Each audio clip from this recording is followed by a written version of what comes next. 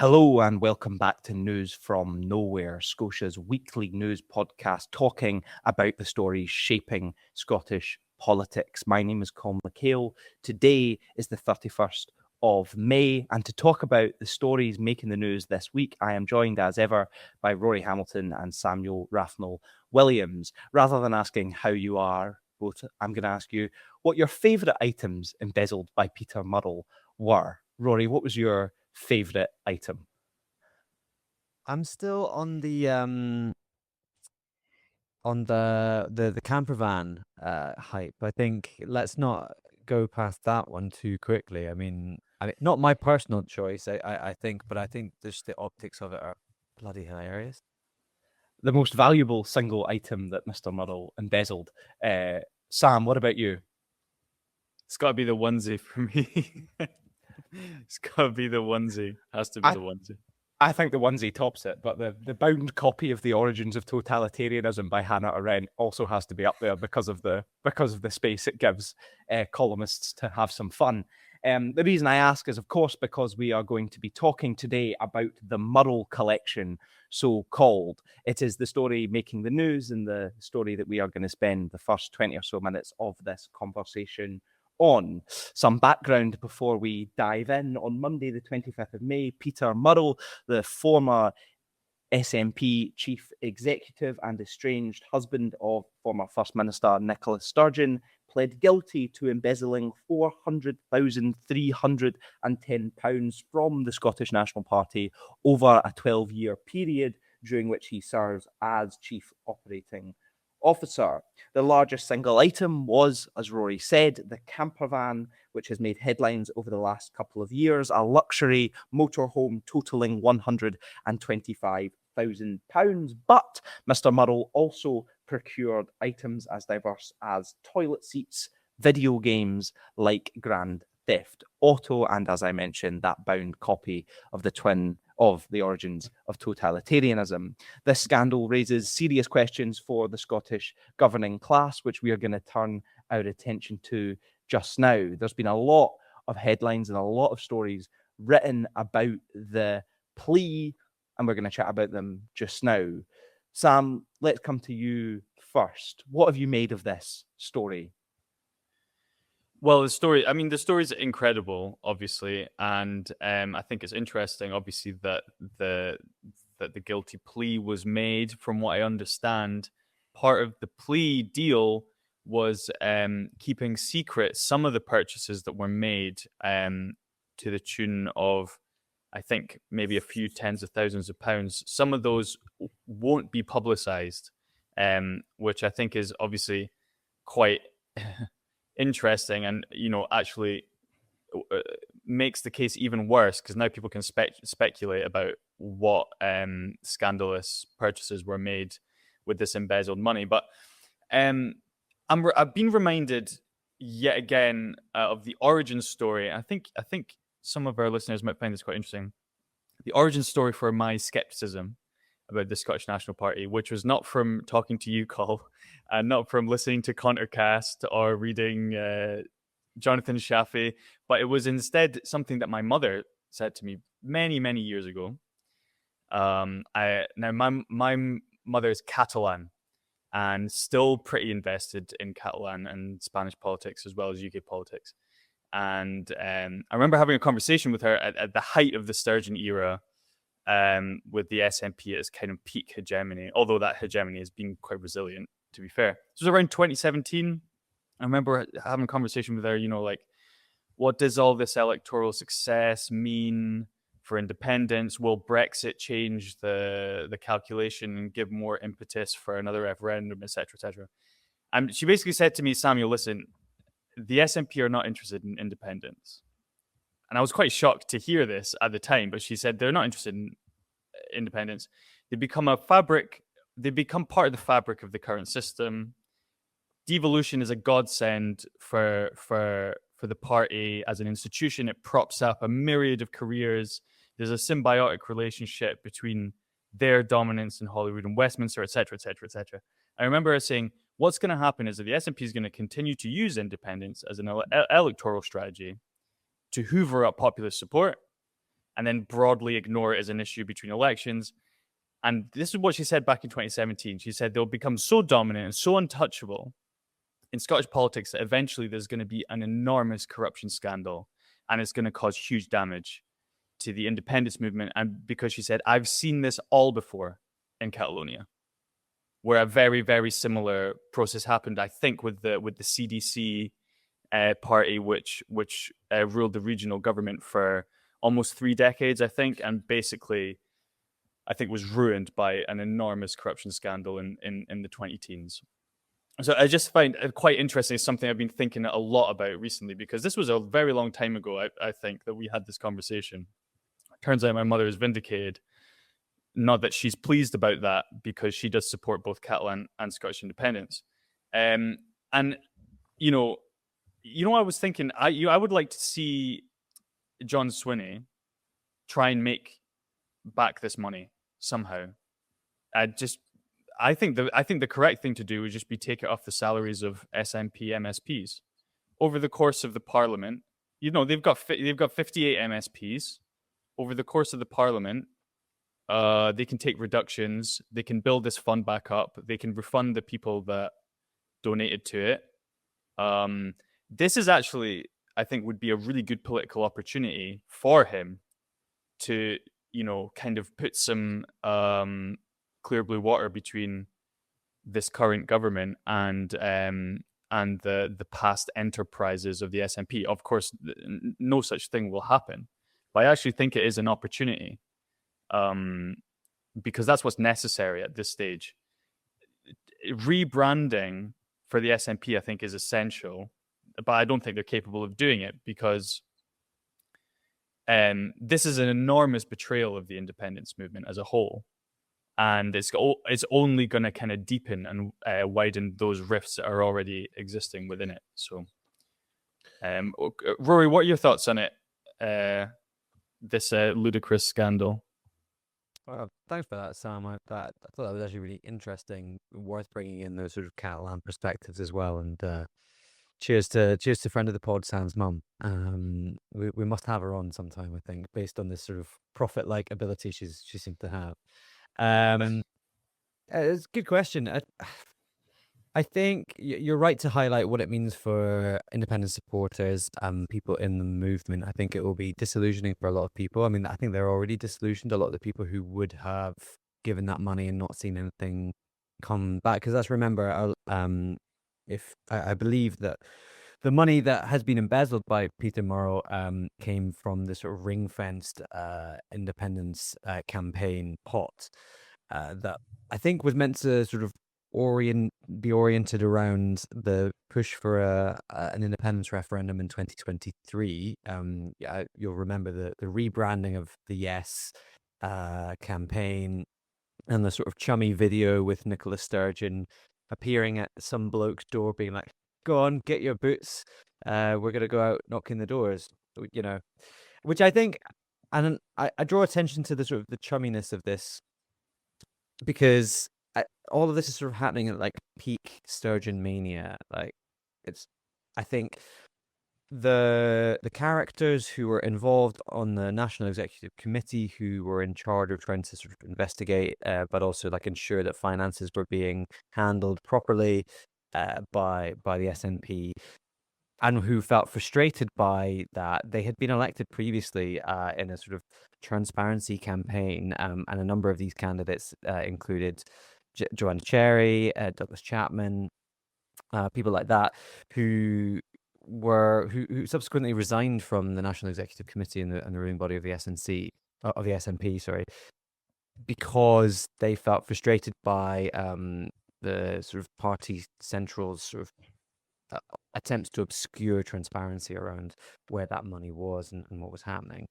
So the warning signs were being flagged up, and I think Joanna Cherry made far be it from me to always compliment Joanna Cherry, but on this occasion I think she made a very good appearance on BBC Radio Scotland to discuss that experience from several years ago, and highlight, you know, just what's going wrong here. And she said that Nicola Sturgeon, while she wasn't guilty herself, was guilty of a lack of curiosity, right? And I think that's a very good way of thinking about it, right? If your partner, I mean, to be fair, for a lot of the purchases that Peter Murrell is making, probably could be made on his generous salary as the chief executive of the SNP. However, that said, when you're buying 3 different types of coffee machine, you've got a camper van in the driveway, a new Jaguar appears, handbags left, right, and center, and fancy watches. I think you should start to begin to ask questions. Now, I don't know if this is perhaps because they were in separate houses, whether they, Nicola Sturgeon being in Butte House some of the time, rather than in their home in Glasgow. But I think being guilty of a lack of curiosity is clearly evident here, and she tries to sort of absolve herself of any sin in this scenario. Now, what she knew and what she didn't know, I think, is slightly by the by here. The role of the leader is to set a good example, is to have that that role in the party of being transparent, of being accessible, and I think not inquiring further into some of these sort of developments, it's bad. And so what does it say for the independence movement more broadly and long term? And with this, I'll wrap up and give back to Coll. But does it damage the cause of independence? I don't think it necessarily does. I think perhaps in the short term it might take a little bit of a hit. I think it's on the sort of the salience of independence as an issue made by the SNP anyway, is on the downturn anyway. I think if this was sort of coming up peak Sturgeon, it might have been a bit more disastrous for the party. I think it's fairly recoverable. I would agree with you, Sam, around sort of making a break with that previous party, but I do wonder how difficult that is to do, given John Swinney is the first minister, was in the circles of both Sturgeon and Salmond, who also raised questions about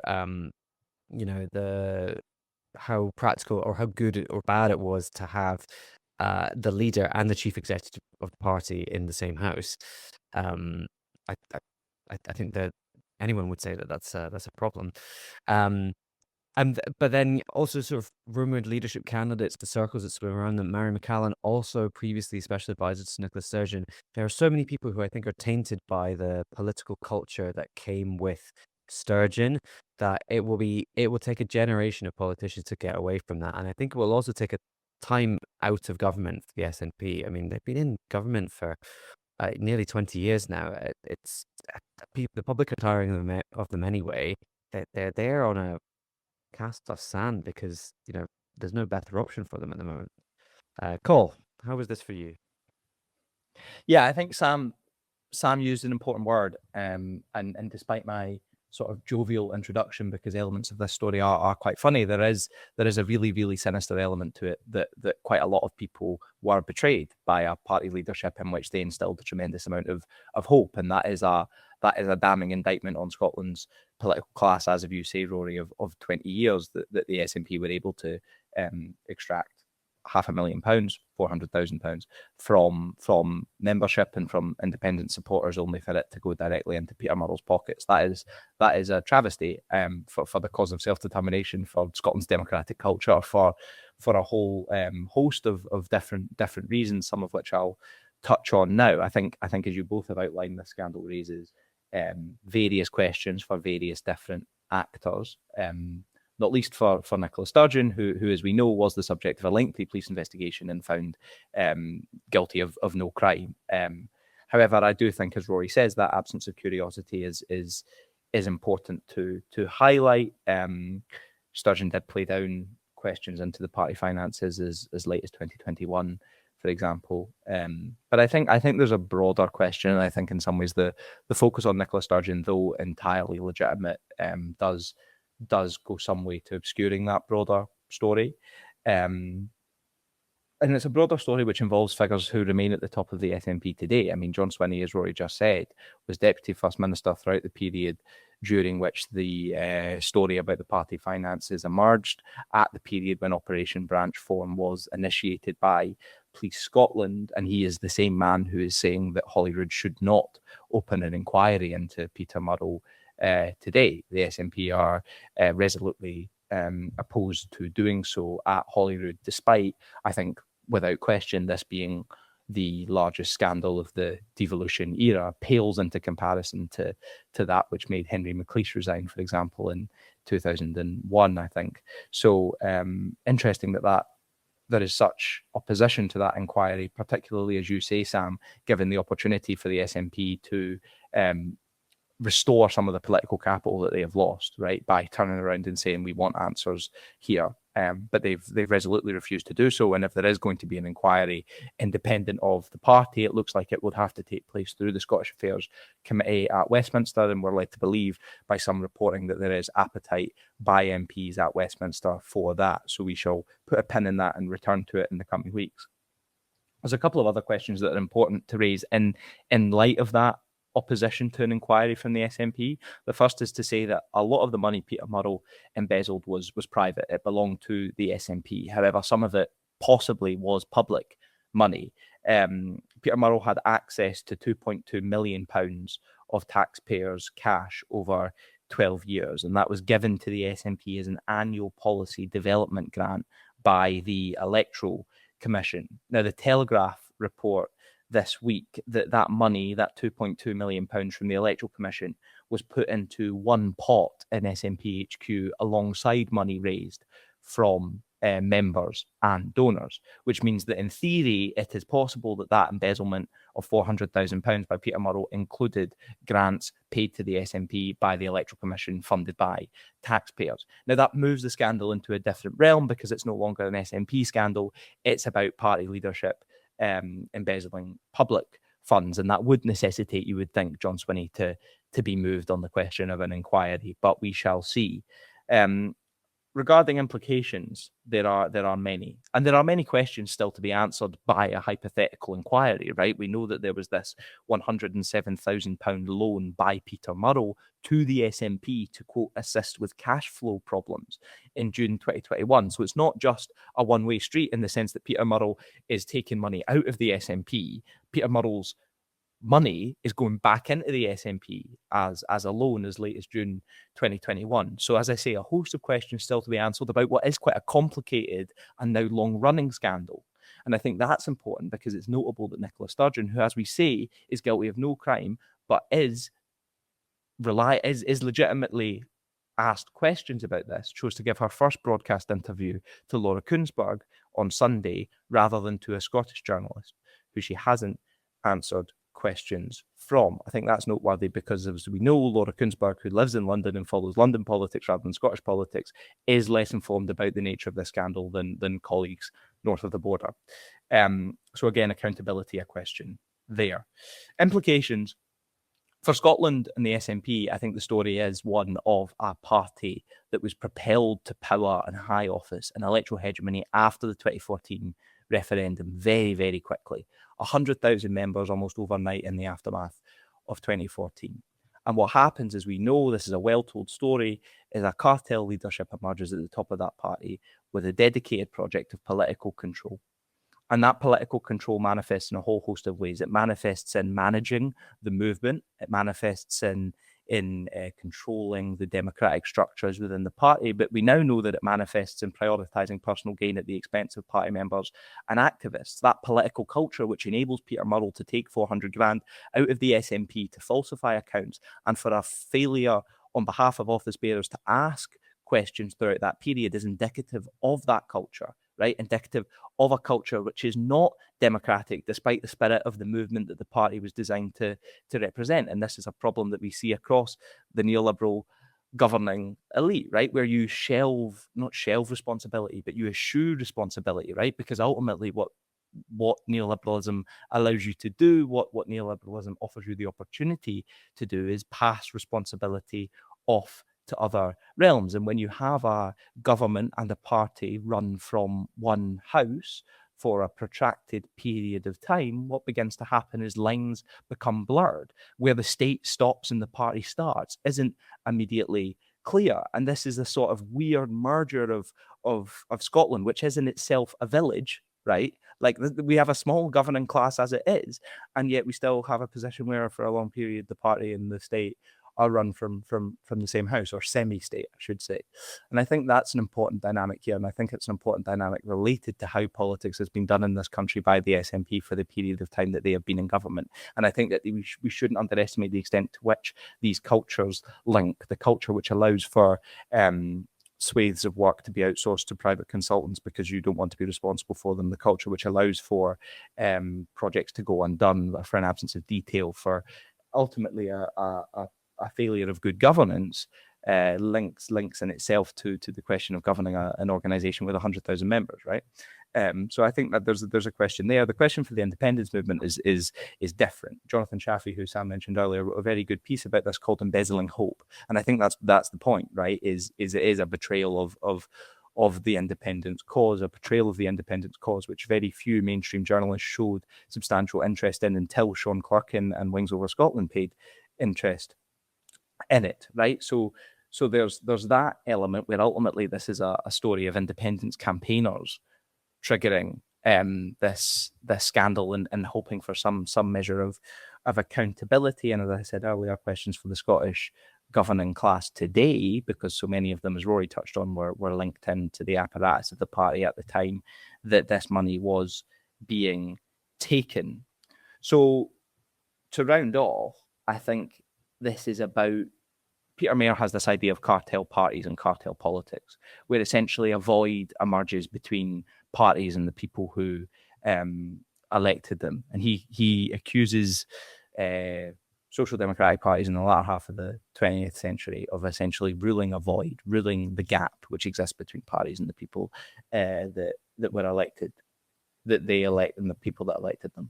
And I think that probably this is an example of that, right? Where you have a mass democratic upsurge in 2014 channeled into an electoral project, which is the SNP, and the result is the emergence of this tight leadership at the top who manage effectively a political cartel for a decade.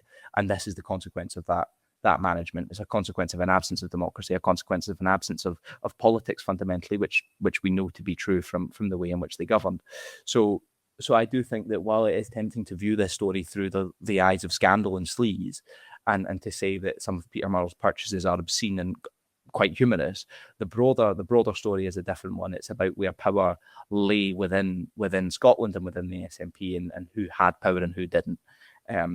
So I'll leave it there, because I think that we have another story to talk about, which is significant and maybe hasn't been touched on in Scotland, because we've been dealing with the Murrell collection this week, and we only have, unfortunately, 7 or 8 minutes left to talk about it if we want to get done in the half hour.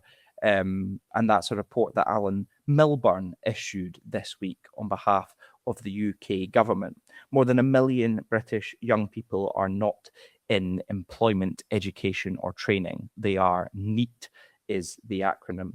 And the situation, Alan Milburn warned, is only getting worse. 1 in 6 young people could be NEET in the next 5 years, Milburn suggested. He said, "We are at risk of a lost generation." What's interesting about some of the statistics in the government's report is that 1/3 of people not in education or training have good GCSEs and 15% have a degree. It should be said that this report was accompanied by an attack on the welfare system. Milburn criticised the incentives which the welfare system offers to young people and said that made employment less attractive. He said investment in benefits was prioritised over employment support. So I think that this is worth dwelling on, not just for our generation, because the three of us make up part of that lost generation, but because this hasn't been covered substantially in Scotland this week as a result of the Murrell stuff. Rory, Alan Milburn's report, what was your take? I think you're right to highlight some of the contradictions in the Milburn's report. I think it's also very timely. The way the week that it's come out, Rachel Reeves is talking about telling ministers to buy British in shipbuilding, steelmaking, energy, and artificial intelligence, and also indicating some sort of frustration with government sending too much business abroad. And I think the irony in that, and Alan Milburn as a sort of, previously a key proponent of the private sector in healthcare under the Blair government, and now a little bit more under Streeting, until recently as well.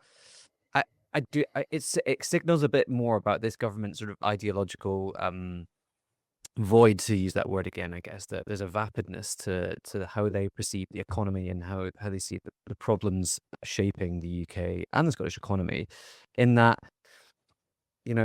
this report comes out and it says that we're going to lose a generation of young people. And yet already we know that there's a skills gap, at least in Scotland, of 14%, where employers have deficiencies within their current workforce.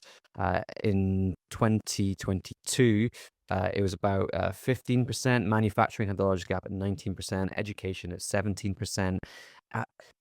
They're not creating the jobs, and I think they like to blame this on things like you say, the welfare bill.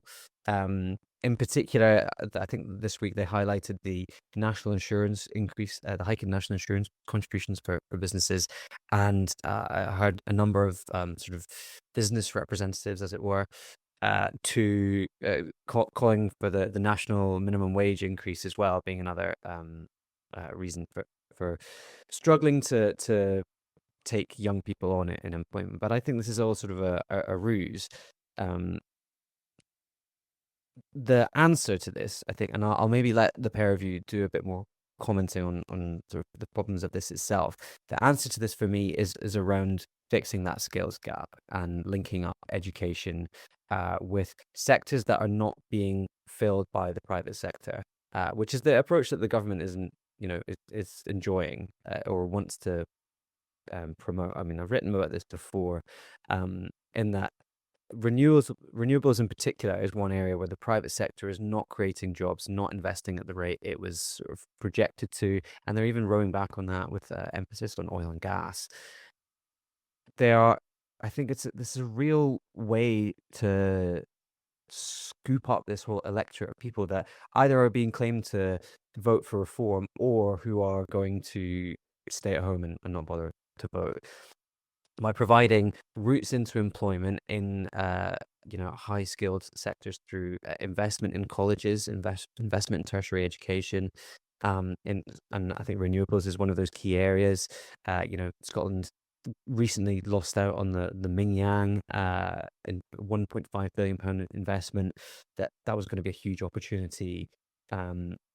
Similarly, jobs in the shipbuilding industry going abroad, because of a lack of skills there. There's apprentices there, but also I seem to remember from having spoken to the RMT before, the fact that they're providing apprenticeships at places like BAE is being obscured by the fact that higher, more senior level positions are going, which means there's lack of leadership to bring on those apprenticeships to be able to fulfill the contracts, which is why there's a mess at things like in building ferries and things like that. So I think what, if anything, the report highlights is this big gap between the government's understanding of what the problem is and actually how to fix it. And I think it's this being wedded to the private sector and relying on the private sector either to lead on investment and lead on job creation, which it's clearly not doing, and in fact is cutting jobs, if anything, in the sectors where we need that investment. I think it shows their failure to acknowledge the role that the state can play in creating those types of jobs. Spot on, Rory. Sam. Yeah, no, I mean, the policy element of this is something that Rory is, much better versed in than I am. But although I would say I broadly completely agree with the notion that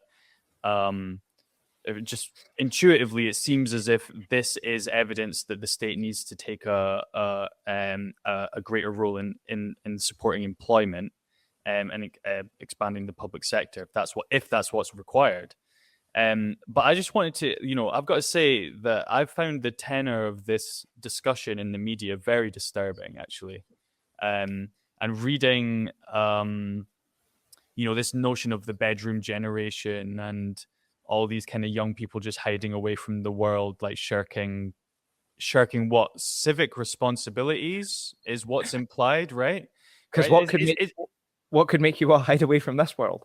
Well, exactly. And I was just looking through the highlights of this report, and it's the way that it's framed, I think, is kind of shocking because it puts a numerical value on the liability that an inactive young person imposes on the government, on the exchequer, which I think is grotesque, actually. I think it's shocking. What about the costs that the government, that governance over the past 20 years have imposed on us? They're incalculable. Cuts to our municipalities, student debt, tens of thousands of pounds of student debt, shit wages and salaries that have barely risen for over a decade, a rentier economy that sucks everything out of your paycheck, so it's impossible to get ahead, right? Functionally zero mental health provision in the NHS, because that's something they're worried about. Oh, all the young, they're so sad and depressed, right? These are all costs that the UK government has imposed on us over my whole life, right? So the notion that that the liability is the inactive young people impose on society, I think is grotesque. As I've said, I think that's like a very, very worrying way to frame it. And I'm reminded a bit of there's a Cameroonian critical theorist and a historian called Achille Mbembe, and he has a very interesting kind of provocative theory of the becoming black of the world, right? As kind of a pull on Deleuzian theory and stuff, and also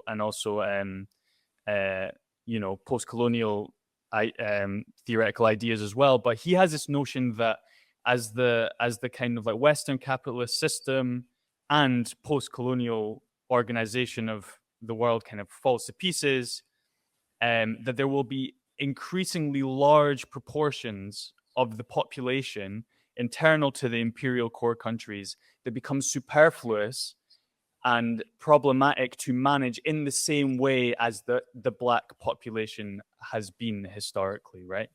And I find this very worrying that we get this frequently over the past several decades in the media, is who are the liability populations, right? And in the early 2010s, it was chavs in the working class, right? Owen Jones's big book, benefit scroungers, right? In a certain period later on, it's the immigrant population. Now it seems to me there's this whole notion of like the young in general are a liability instead of being an asset. So I think this is very, very concerning, in a time in which there's going to be increasing calls for young people to sign up and join the military going forward in the next few years. In terms of policy prescriptions, I think Rory's given a good assessment of what the approach is. But I just wanted to make that comment about the tenor and angle of this whole discussion in the media, because I think it's extremely problematic. Coll, what do you think? I might just come back in, sorry, just before Coll, and maybe this is a good way for you to wrap up, Coll, but I'll ask you a question. Is that how does the left outside of the Labour Party or outside of the central organs of the Labour Party who are in government sort of capture this and change sort of the prospects of young people for the better? Because I think this is something we've seen before around sort of intergenerational unemployment and affecting deindustrialized areas in particular. It is an issue that passes on things like poverty and addiction issues and things like that before, but now, but at least to some degree at that point, there were things like unemployed worker centres where the left actually could have a space to capture and keep some level of community together. But now we're sort of facing this, atomized, individualized world where sort of your advice comes from influencers online, and that we don't have those sort of centers. So how do we sort of reverse this intergenerational problem that is going to occur, and where do we sort of capture that? It's a good question, and I'll come to it in a moment. I just want to touch on something Sam said about the push for young people to join the military in light of these figures, right? Which is already well underway. Labour's defence ministers have already come out and said, if you don't have a job, the place for you is the army, right? And that's a push which is underway as we speak among the leading lights of the Labour Party. It's a push which was underway before this report came out. Labour introduced something called the military gap year last year, and it's something that fell by the wayside in light of all the headlines and scandal that has come out since. But it was a commitment to tool up 3,000 young people a year with army skills to train them to fight, right? And it was billed as this sort of like holiday that young people could take, right? And it's part, as we know, of a wider drive to war taking place across the continent. We've seen the reintroduction of a form of conscription in Germany, which has been resisted en masse by young people across the country, walking out of schools and universities. So I think it's worth keeping an eye on, and it's worth situating Milburn's report in that context. So I think that's a very, very good point from Sam. In answer to Rory's point and the broader question about the statistics that were found in this report, as you say, Rory, the question from our point of view is just where are the jobs, right? Because they don't exist. So this diagnosis, regardless of how accurate Milburn's report may or may not be in terms of the labour market, is that the jobs don't exist. And that's the problem, as Sam says, with framing it through young people's labour market value, is then the onus is placed on where the fuck the jobs are, right? And we know 80% of the Scottish economy, for example, is services. We know the precarious nature of those jobs. We know that they come with casualised, low-paid employment. Right, so in answer to Milburn and in answer to Rory's point, there is no obvious solution coming from the state to this problem. And Sam's right about the fixation on the bedroom generation, because it is a stalking horse for the right, and indeed for the party of government in Britain. And I think that there is an onus on us to sort of reclaim that narrative. And to say that, well, young people are more socially alienated than ever before as a result of the things that Rory just touched on, as a result of intergenerational poverty, which stems from a project of deindustrialisation which began in 1979, if not before, and continues to this day across Scotland's east coast. Because this is the irony of the report coming out in the context when it does, right? Is Milburn appointed by the Labour Party to conduct this inquiry into the state of the labour market for young people by a Labour government who, as we know, have overseen widespread deindustrialisation, not just in England and Wales, but Scotland too. So there's really no appetite to redress this crisis. And I think Rory's point is interesting about how do we change this? How do parties out with government present a solution to this? And it comes back, as so many of these questions do, to industrial strategy, right? And if you look at the majority of young people's political preferences, in May, just gone, that election, young people in Scotland voted Green overwhelmingly. I think 3 in 10 might have voted Green in that 16 to 24 age bracket. I'll check the statistic, but I'm fairly certain it's right. And then you contrast that, the need of that generation for safe and secure unionised employment, with some of the Greens' policies of late, right? And we've talked about it a bit on this podcast. But that Mingyang development, the promise to build the largest offshore wind turbine factory in Britain by China off the Murray coast, was opposed by the Scottish Green Party, right? And it was opposed for a number of reasons. But the point is that that was a development that would have brought thousands of well-paying apprenticeships to Scotland, right? The onus is then on the Green Party to say, if we're going to say no to these jobs and we're going to say no to elevating the prospects of thousands of young people as a result, you have to point to an alternative. And there's no alternative emerging anywhere in Scotland just now. What is heartening, and what is a very nice note to end this podcast on, is that this is a week where new ONS data revealed an uptick of 10% in trade union membership across Scotland, right? So that does suggest that young people and people across the country, regardless of their age, are wise to what's going on, are wise to this project, as Sam says, a political project of surplus, of doing away with what is surplus and casting it away as unimportant. Complaining about young people being on benefits while simultaneously cutting disability benefits, removing the winter fuel payment. That's a project, as Sam says, to remove what is deemed surplus to requirements. And that uptick in trade union membership is a very clear illustration that people are waking up to that reality and beginning to organise themselves to reject it collectively. And that is heartening, and we should take heart from it. So I think that is a good note to end on as we hit the 40-minute mark. It has been a pleasure. I think we did well to dwell on that Alan Milburn report because it is pretty important. It speaks to a whole host of issues apart from what we talked about during the first half regarding Alan Milburn, regarding Peter Murrell, sorry. Hopefully you have enjoyed listening to the podcast this week. We will be back next Monday to talk about the stories shaping the news next week. If you have enjoyed listening, you'll find us on Patreon, where you can support Scotia for as little as the price of a pint or a coffee a month. If you don't have the spare cash available to do that, we would appreciate if you could review the podcast wherever you're listening and subscribe to our YouTube channel. We have a mailing list and a WhatsApp channel, the links to which you'll find in the description.